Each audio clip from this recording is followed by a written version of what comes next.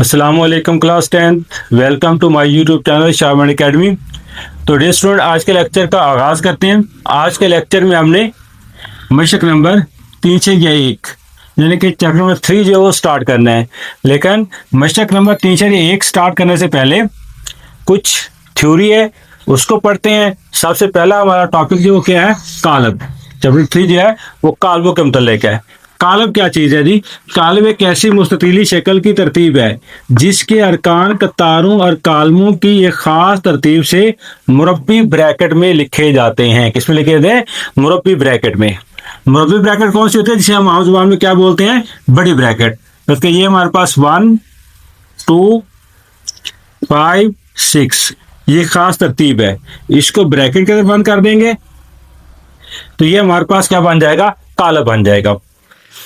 इस तरह ये 1 0 -2 ये एक तरतीब है। इसे मुरब्बी ब्रैकेट के अंदर बंद कर देंगे तो ये क्या बन जाएगा? एक कालब बन जाएगा। इसी तरह 3 2 1 -7 0 6 ये एक अरकान की तरतीब है। इसे मुरब्बी ब्रैकेट के अंदर बंद कर देंगे तो ये क्या बन जाएगा? कालब बन जाएगा।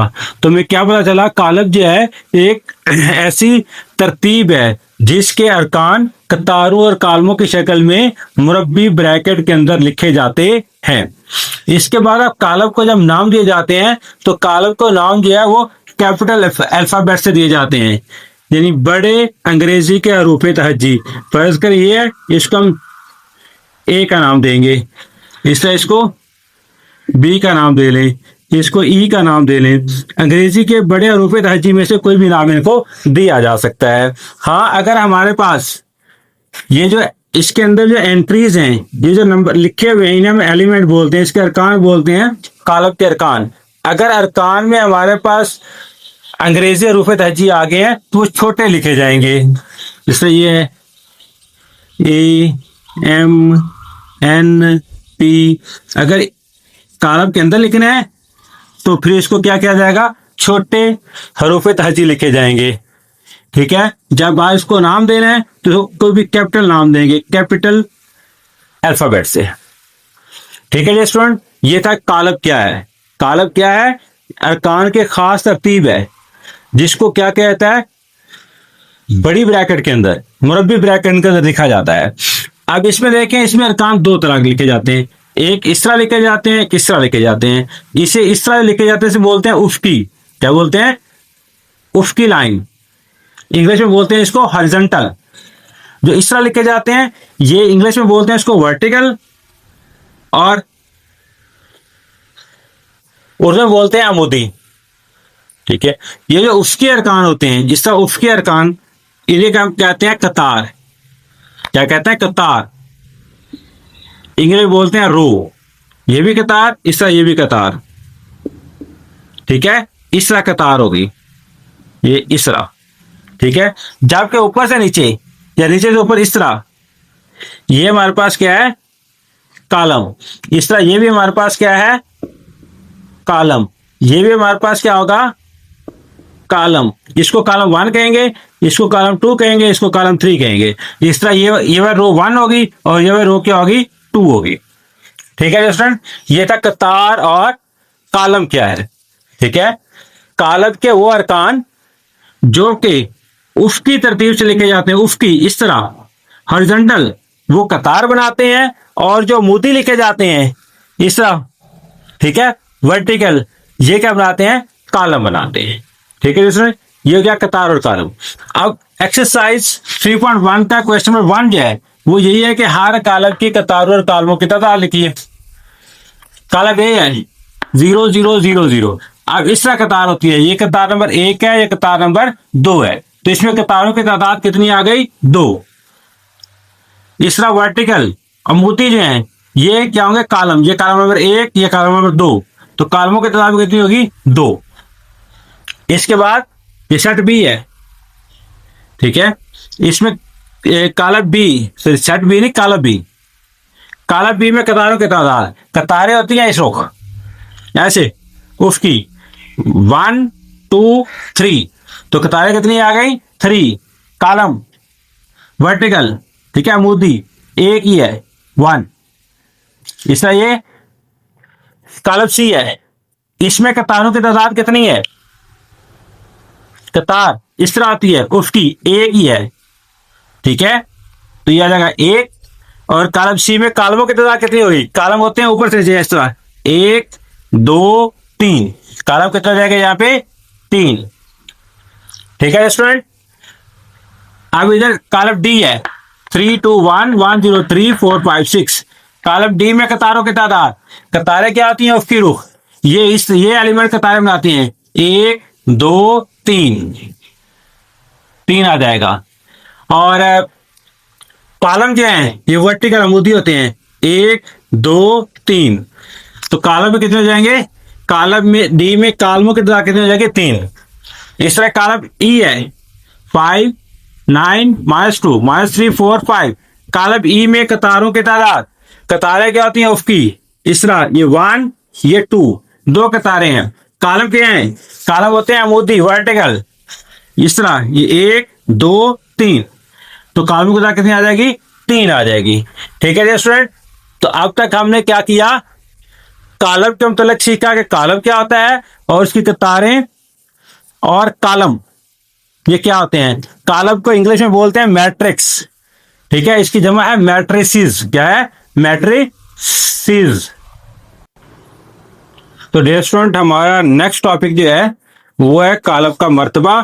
इंग्लिश में को बोलते हैं ऑर्डर ऑफ मैट्रिक्स। ये साइज ऑफ मैट्रिक्स में बोला जाता है, साइज ऑफ मैट्रिक्स या ऑर्डर ऑफ मैट्रिक्स। कॉलम का मर्तबा उर्दू में बोलते हैं। इसकी डेफिनेशन ये है कि अगर किसी कॉलम में कतारों की तादाद m हो और कॉलमों की तादाद n हो तो m क्रॉस n जो है, तो कॉलम का मर्तबा क्या होगा? m cross n। इसे पढ़ना किस तरह है? इस तरह पढ़ना है, लिखना किस तरह इसको? m by n। इस तरह m बाय n। m से मुराद कतारों की तादाद और n से मुराद क्या है? कॉलमों की तादाद। ठीक है स्टूडेंट, फर्ज करें हमारे पास जो है कॉलम सी है 2 3 1 2 1 0।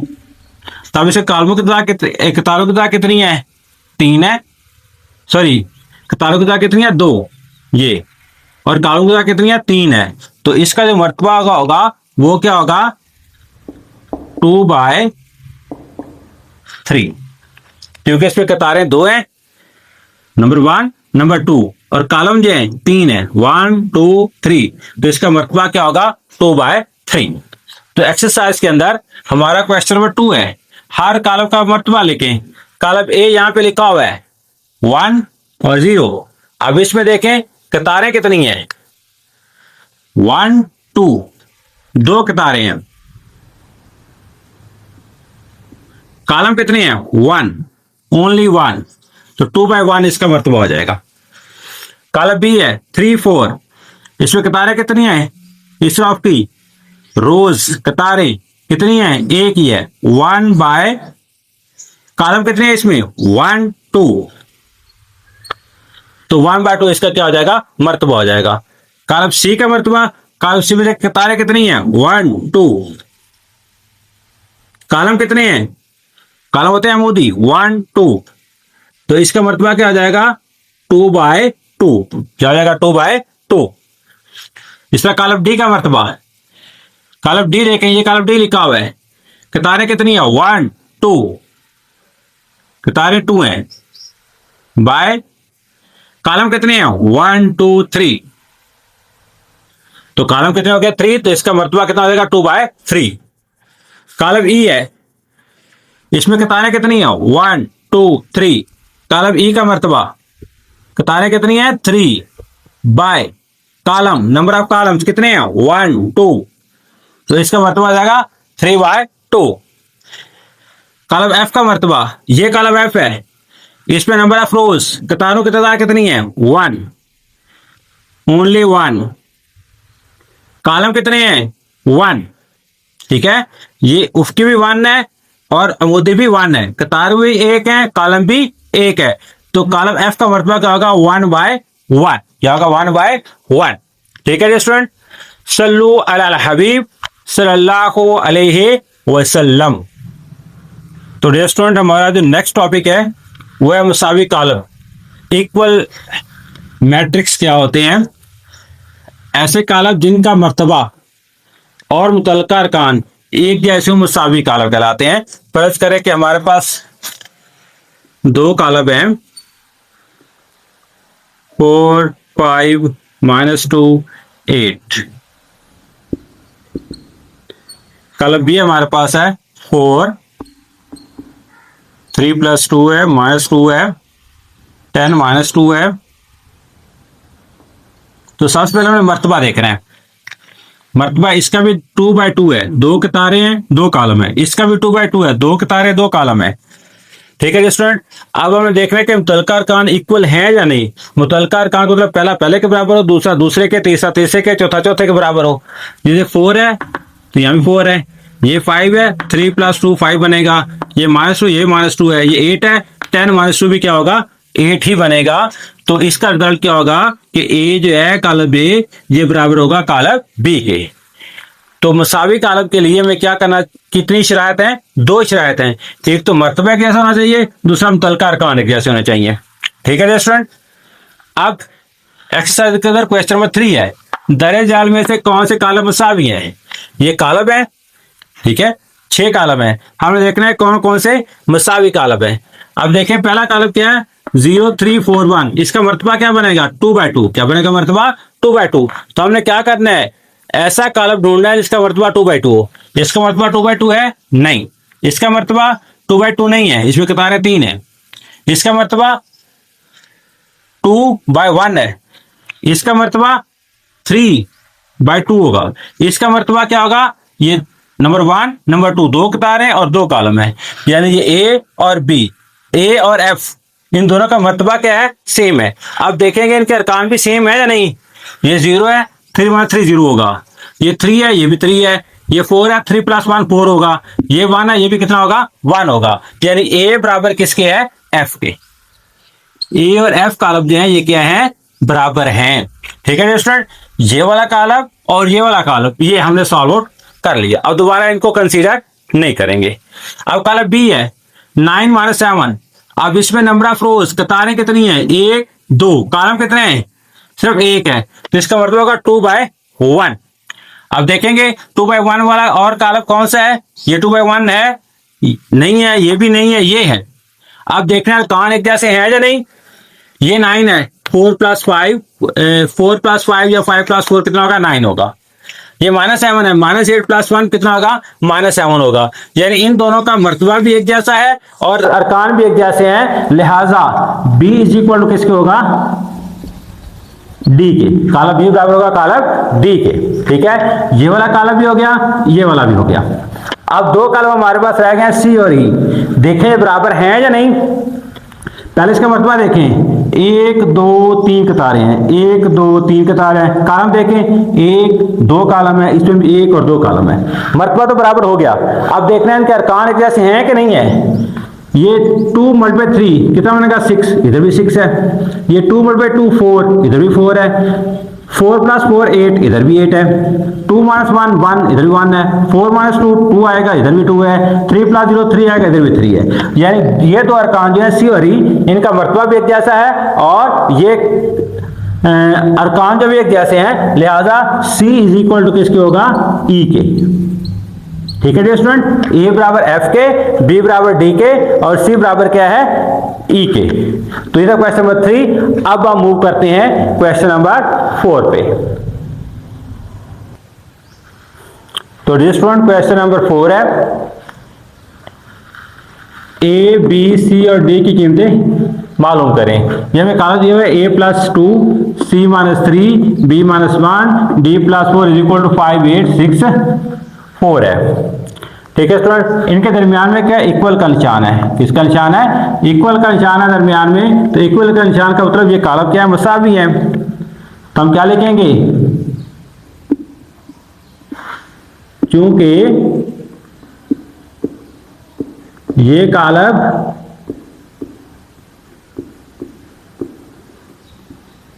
मुसावी हैं, इसलिए अभी हम थोड़ी देर पहले मुसावी कालम के बारे में डिस्कस कर चुके हैं, इनका मर्तबा भी इक्वल होगा और जो मुतल्लिका अरकान है वो इक्वल होंगे। मर्तबा तो इनका इक्वल है, ठीक है, दरमियान में बराबर है, मुसावी कालम है, हमें सोचने की जरूरत नहीं है। अब इसका पहला रुकन पहले के बराबर होगा, दूसरा दूसरे के, तीसरा तीसरे के और चौथा चौथे के। a+2 बराबर किसका 5 के। तीसरा ये b-1 इक्वल किसको होगा 6 के। तीसरा c-3 बराबर किसको होगा 8 के। और ये d+4 इक्वल किसको होगा 4 के। d+4 is equal to 4। अब यहां से a, b, c और d की वैल्यू कैलकुलेट करते हैं। a इज इक्वल क्या होगा, ये 2 इधर प्लस और इधर के माइनस हो जाएगा, 2 जो है, तो a इज इक्वल क्या आ गया 3। तीसरा b, ये 1 उधर क्या आ जाएगा प्लस हो जाएगा, तो b इज इक्वल क्या आ जाएगा 7। c-3, तो 3 को उधर ले जाएंगे प्लस हो जाएगा, तो c इज इक्वल क्या आ जाएगा 11। सेम उस तरीके से 4, ये 4 जाके माइनस होगा, तो d की वैल्यू क्या आ जाएगी 0। ठीक है स्टूडेंट, ये मुसावी कालम थे, इसमें आज हमने a, b, c और d की वैल्यू जो है वो कैलकुलेट कर ली। या फिर कॉमे लगा लें तो भी ठीक है, लाने लगा लें तो भी ठीक है। इसके बाद क्वेश्चन नंबर 5 है, x और y की कीमतें मालूम करें, इनके दरमियान में बराबर है। ठीक है, क्या लिखेंगे, क्योंकि ये कालम मसावी हैं,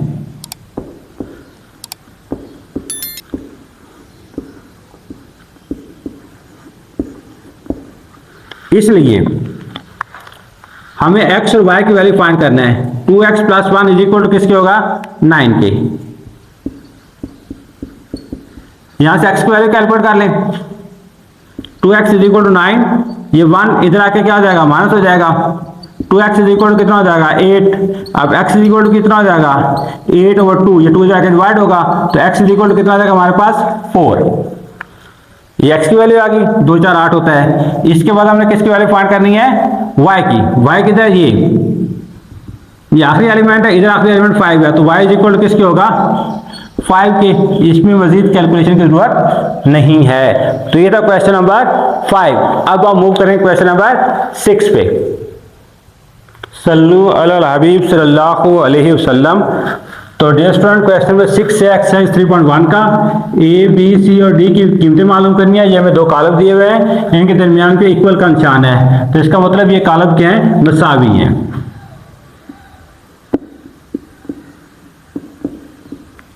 चूंकि ये कॉलम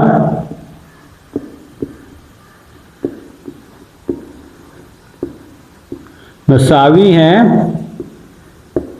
इसलिए पहला रुकन पहले के बराबर a + b बराबर 10 आएगा। a + b is equal to क्या आएगा 10, कॉमा डालेंगे। 2d - 1 इज इक्वल टू किसके आएगा 5 के। 2d - 1 इज इक्वल टू 5, ये कॉमा डाल लें या लाइन डाल लें। 3b + 4 इज इक्वल टू आएगा 11 के। 3b + 4 is equal to 11, 3b + 4 is equal to 11, और 4 और c यानी c इज इक्वल टू किसके आएगा 4 के। तो हमने a, b, c और d की वैल्यू फाइंड करनी है। c ऑलरेडी हमारे पास आ गया, c इज इक्वल टू किसकी है 4 के। तो अब यहाँ पे जब तक हमारे पास a या b की वैल्यू नहीं होगी, इसको हम कैलकुलेट नहीं कर सकते। इसको देखने पहले 2d 5 पहले उधर है, 1 जाकर प्लस हो जाएगा। 2d is equal to 6, d is equal to 6/2, ये 2 जाकर डिवाइड हो जाएगा, तो d इज इक्वल टू हमारे पास क्या आ जाएगा 3। ठीक है स्टूडेंट, ये हमारे पास किसकी वैल्यू आ गई d की। यहां से वैल्यू कैलकुलेट करते हैं b की। 4 उधर जाएगा, 3b इज इक्वल टू 11 - 4 हो जाएगा। 3b इज इक्वल टू 11 में तो 4 माइनस करेंगे बाद कितना बचेगा 7, और b इज इक्वल टू क्या हो जाएगा 7/3। ठीक है, 3 इधर मल्टीप्लाई और जाके डिवाइड हो जाएगा। ये हमारे पास वैल्यू आ गई किसकी b की। हमने वैल्यू कैलकुलेट कर ली c की, b की और d की।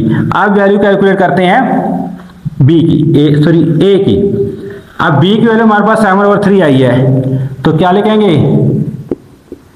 Put b is equal to 7/3, a plus 7/3 is equal to 10।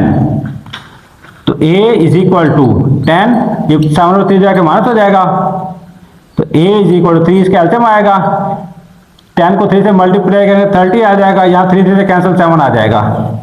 तो a इज इक्वल टू हमारे पास क्या है, 30 में 7 माइनस करेंगे, बाकी हमारे पास कितना आ जाएगा 23/3। ये हमारे पास वैल्यू आ गई किसकी, a की। तो रेशो हमने a, b, c और d चारों की वैल्यू कैलकुलेट कर ली। अब सवाल नंबर 7 है, p और q की कीमतें मालूम करें। p प्लस q है, 5 है, 11 है, p माइनस 2q है, इज इक्वल टू, इनके दरमियान में बराबर है, तो क्या लिखेंगे, चूंकि ये कालब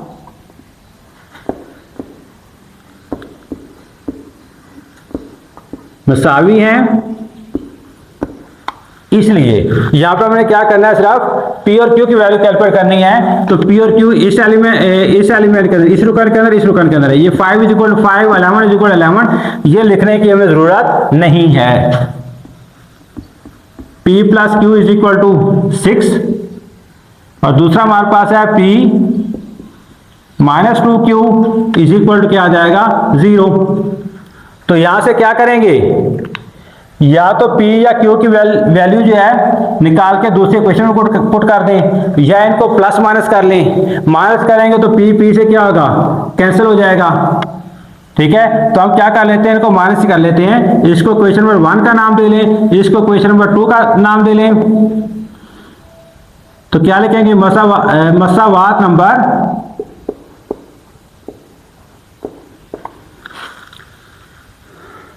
1 में से 2 तफरीक करने से, 2 इस तरह लिखेंगे, ये वाला, इनको तफरीक करते हैं, 1 में से 2, एक ऊपर लिखेंगे p plus q is equal to 6, और ये क्या आएगा p minus 2q is equal to 0। तो माइनस करना है, माइनस में क्या करते हैं, साइन चेंज करते हैं, ये माइनस आ जाएगा, ये प्लस हो जाएगा, यहाँ माइनस आ जाएगा। तो ये p माइनस p से क्या होगा, कैंसिल आउट हो जाएगा। ये 1q है, ये 2q कितना हो जाएगा, 3q is equal to 6, q is equal to 6/3, 3 जाके डिवाइड हो जाएगा, q की वैल्यू कितनी आ जाएगी 2। ठीक है दोस्तों, यहाँ पे q की वैल्यू आ गई 2। अब हम क्या करेंगे, इसकी वैल्यू पुट कर देंगे, 1 में कर लें, 2 में कर लें, आपकी मर्जी है, q की वैल्यू आ जाएगी। ठीक है, तो 1 में करते हैं, put q is equal to 2 in equation 1।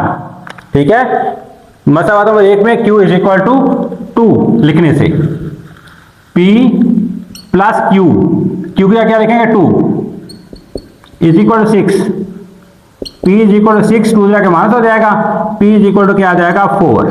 तो डियर स्टूडेंट, यहाँ पे हमने क्या करना था, q और p की वैल्यू कैलकुलेट करनी थी, वो हमने कैलकुलेट कर ली।